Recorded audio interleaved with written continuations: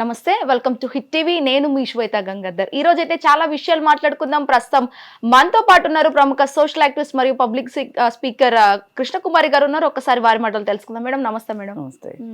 Madam చెప్పండి, crime అనేది చాలా వరకు చిలికి చిలికి గాలివైనట్టుగా మారడం అయితే జరుగుతుంది. ఏదైతే ప్రముఖ కంపెనీ టీసీఎస్ కు సంబంధించి లవ్ జిహాద్ అయితే ముందుకు రావడం జరిగింది. అసలు ఏంటి మేడం ఓవరాల్ ఈ సినారియో ఏంటి, ముఖ్యంగా అంత పెద్ద కంపెనీలో?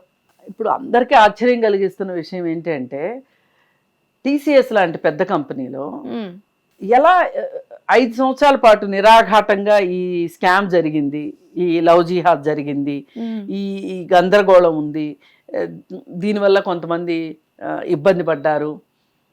అసలు పోనీ ఈ ఇబ్బంది పడిన వాళ్ళు ఎవరైనా సరే వీళ్ళంతా గొంతు లేని వాళ్ళ, అంత అమాయకుల, అంటే చట్టాన్ని ఎలా చట్టం తలుపు ఎలా తట్టాలో తెలియని వాళ్ళ అని ఆశ్చర్యం కలగక మాందు. ఇప్పుడు చెప్పేది ఏంటి అంటే ఎవరైతే ముస్లిం మతానికి సంబంధించిన ఎంప్లాయీస్ ఉన్నారో వాళ్ళు వాళ్ళ తోటి హిందూ ఎంప్లాయీస్ని మతం మారమని, నాన్ వెజిటేరియన్ తినమని, ఇలా రకరకాలుగా ఎలా అయితే చెప్తున్నారో వాళ్ళు ఆ విధంగా హింసిస్తున్నారు. అలాగే పెళ్లి చేసుకుంటామని చెప్పి శారీరక సంబంధాలు కొనసాగిస్తున్నారు. అలాగే మతం మారమని చెప్తున్నారు. ఇట్లా చాలా రకాలు. సరే వీళ్ళందరూ వెళ్ళి హెచ్ఆర్కి చెప్పుకుంటే హెచ్ఆర్ కూడా ఎవరైతే ఇలా వేధింపులకు గురి చేశారో వాళ్ళ వైపే మాట్లాడింది. ఎందుకు అంటే ఆమె కూడా ఆ మతానికి చెందిన మనిషి కాబట్టి ఇలా ఈ కేసు బయటకు వచ్చింది. అయితే ఈ కేసు మనము అసలు వాస్తవం ఎంత ఉండొచ్చు, అసలు ప్రాక్టికల్గా ఏం జరగవచ్చు అని మనం ఆలోచిస్తే, అంటే ఇలా జరగదు అని కొట్టిపారేయలేం. జరిగితే జరిగి ఉండొచ్చు. కానీ ఇక్కడ డౌట్ వస్తుంది ఎక్కడ అంటే ఆ కంపెనీలో పనిచేసే వాళ్ళపైన నిరంతర నిఘా ఉంటుంది. సీసీ కెమెరాలు ఉంటాయి. అలాగే కింద ఉద్యోగికి కూడా పై ఉద్యోగితోటి యాక్సెస్ ఉంటుంది, ఒక కనెక్షన్ ఉంటుంది. ధైర్యంగా వాళ్ళ ఇమీడియట్గా పై వాళ్ళకంటే అంతకంటే పై వాళ్ళతోటి వాళ్ళు కంప్లైంట్ చేసుకునే విధానం ఒకటి ఉంటుంది. అక్కడ ఆ ఫ్రీడమ్ ఉంటుంది సాఫ్ట్వేర్ కంపెనీలో. అది ఇది కాదు అంటే కనుక సైకాలజిస్టులు ఉంటారు, సైకియాట్రిస్టులు ఉంటారు కంపెనీలో పనిచేసేవాళ్ళు టీసీఎస్లో. అంటే ఎవరికైనా సరే ఒక స్ట్రెస్ కానీ ఒక డిప్రెషన్ కానీ ఏమైనా ఉంటే గనక వాళ్ళు వెళ్ళి ఆ సైకాలజిస్ట్ దగ్గరికి వెళ్ళి కౌన్సిలింగ్ తీసుకోవచ్చు. మళ్ళీ వాళ్ళు సైకియాట్రిస్ట్కి రిఫర్ చేస్తారు. అంటే ఏ ఉద్యోగికైనా సరే ఏమైనా వర్క్ ప్రెషర్ కానీ పర్సనల్ ప్రెషర్ కానీ ఏమైనా ఇబ్బందులు ఉంటే గనక చూసుకోవడానికి అక్కడ ఒక యంత్రాంగం ఉంది. ఇంత ఉన్నప్పుడు వీళ్ళు మౌనంగా ఎందుకు భరిస్తారు? 6 సంవత్సరాలు పైగా. ఇంకొకటి ఏం చెప్పారంటే బాధితుల్లో 18 సంవత్సరాల నుంచి 25 సంవత్సరాల మధ్యలో ఉన్నారు అని చెప్తున్నారు. అసలు 18 సంవత్సరాల వాళ్ళకి టీసీఎస్లో ఉద్యోగం ఎలా వస్తుంది? ఇంజనీరింగ్ గ్రాడ్యుయేట్ అవ్వాలంటేనే కనీసం 20 years రావాలి. అవును. ఇక్కడ నాకు ఫస్ట్ డౌట్ వచ్చింది. రెండోది 6 సంవత్సరాల పాటు వీళ్ళు అసలు ఎందుకు కంప్లైంట్ చేయలేదు ఎవరికి అనేది రెండో విషయం. ఇకపోతే ఎవరైనా సరే ప్రేమిస్తున్నాను అని చెప్పి పెళ్లి చేసుకోవటానికి మతం మారాల్సిందే అనే ఒక కండిషన్ పెడితే గనక కోర్టులు కూడా ఛాలెంజ్ చేయొచ్చు.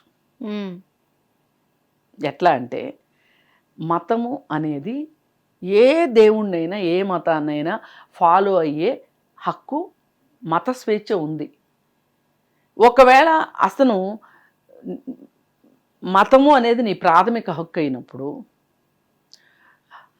దాన్నే అతను వద్దు అంటున్నాడు అంటే అసలు అలాంటి వాడు నీకు మొగుడెందుకు? అలాంటి మొగుడు నీకు అవసరమా? నిజంగా నిన్ను ప్రేమించిన వాడైతే నీ మతంతో సంబంధం లేకుండా కదా నిన్ను ప్రేమించాలి వాడు. ఇది ఆడవాళ్ళు భర్తలను మతం మారమన్నా, మగవాళ్ళు భార్యలను మతం మారాలన్నా, లేదు పెళ్లికి ముందే ఈ డిమాండ్ పెట్టినా అసలు ఆ భర్తలను వద్దనుకోండి, ఆ భార్యలను వద్దనుకోండి, దానంత ఉత్తమం ఇంకోటి లేదు. ఇంత పర్సనల్ చాయిస్ని కూడా భరించలేని వాడు మొగుడు ఎట్లా అవుతాడు అసలు?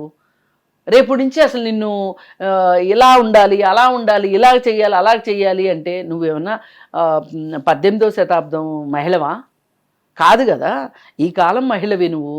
చదువుకున్నావు, ఉద్యోగం చేస్తున్నావు, అతనితో పాటు చదువుకుని ఉంటావు, అతనితో పాటు ఉద్యోగం చేస్తున్నావు. నిన్నెలా అతను ఈ విధంగా ప్రెషర్ చేస్తాడు? అందుకోసం ఏంటి అంటే ఎక్కడో ఇది కొంచెం జరిగితే ఎక్కువ చెప్తున్నారా, లేకపోతే ఏదైనా ఫ్యాబ్రికేటెడ్ స్టోరీనా అని అనిపించేలాగా ఉంది. అంటే కేవలం అలిగేషన్ మాత్రమే అంటారా ఇది? అంటే ఇప్పుడు మనం ఇవన్నీ ప్రాక్టికాలిటీస్ చూసాం కదా, ఇప్పుడు ఇవే ప్రాక్టికాలిటీస్ పోలీసులు కూడా చూశారనుకోండి, ఏది నిజమో ఏది అబద్ధమో ఏది వాస్తవమో ఏది అవాస్తవమో తేలిపోతుంది. అవును, తేలిపోతుంది. కానీ అక్కడున్న ప్రభుత్వం ఎంతవరకు ఆ విధంగా ఆలోచిస్తుంది, ఆ విధంగా స్వేచ్ఛగా పనిచేస్తుంది అనేది ఆలోచించాల్సిన విషయం. అంటే కానీ ఇక్కడ మేడం ఏంటంటే చాలా వరకు ఏ అరేంజ్మెంట్ అయినా కూడా కేవలం సెక్సువల్ అరేంజ్మెంట్ కాకుండా ఇంకా ఇవి టీజింగ్ చేసినా కూడా సాక్ష్యాలు ఏవి ప్రూఫ్ అంటే అమ్మాయిలు ఎలా చూపిస్తారు మేడం అక్కడ? ఇది ఒక పాయింట్ లాజిక్ మిస్ అవుతున్నట్టు అనిపించట్లేదా మీకు? అంటే నేను ఎందుకు అంటున్నానంటే ఇప్పుడు వీళ్ళు టెక్నికల్ పీపుల్, సాఫ్ట్వేర్లో పనిచేస్తున్నారు అంటే వాళ్ళు జనరల్గా మామూలు మనుషుల కన్నా వాళ్ళు కొంచెం టెక్నాలజీ పట్ల అవగాహన ఉంటుంది వాళ్ళకి. రైట్. ఇప్పుడు ఫర్ ఎగ్జాంపుల్ ఒక అపార్ట్మెంట్ ఉందనుకోండి, దానిలో ఏదైనా సమస్య వచ్చింది అనుకోండి, నాన్ సాఫ్ట్వేర్ సాఫ్ట్వేర్ పీపుల్కి చాలా తేడా ఉంటుంది. సాఫ్ట్వేర్ వాళ్ళు ఇమ్మీడియట్గా ఏం చేస్తారు అంటే ఆఫీస్కి వెళ్ళి మాట్లాడదాము అంటే రారు, కానీ వాళ్ళు ఏ వెబ్సైట్లో ఎవరికి మనం కంప్లైంట్ చేయొచ్చు అనేది తీస్తారు చక్కగా. ఎందుకంటే వాళ్ళ దగ్గర ఆ టెక్నికల్ నాలెడ్జ్ ఉంది. అదే టెక్నికల్ నాలెడ్జ్ తోటి టెక్నికల్ సపోర్ట్ ఎలా తీసుకోలేకపోయారు వీళ్ళు? Okay, right. అందుకు నేను ఇప్పుడు మీరు ఆధారాలు చూపించమని ఎవరు అడగరు, అయితే మినిమం అయితే అడుగుతారు. ఇప్పుడు నన్ను వెర్బల్గా మాట్లాడారు, దానికి ఆధారం లేదు, అతను ఒక మెయిల్ పెట్టలేదు, ఒక మెసేజ్ పెట్టలేదు, నన్ను ఫోన్ చేసి విసిగించలేదు, నన్ను ఏదన్నా అనేటప్పుడు మూడో మనిషి లేరు అంటే మరి సాక్ష్యం ఏది అని అడిగేదానికంటే ముందు వాళ్ళిద్దరి మధ్యలో ఆ మాదిరి అవకాశం ఉందా, అనుమానం వచ్చేలాగా ఏదైనా ఉందా అని ఇన్వెస్టిగేషన్ చేస్తారు. ఇప్పుడు వీళ్ళు ఏమాత్రం ఇబ్బందిగా ఉన్నా కానీ పోలీస్ని అప్రోచ్ అవ్వగలిగే అవకాశం ఉంది.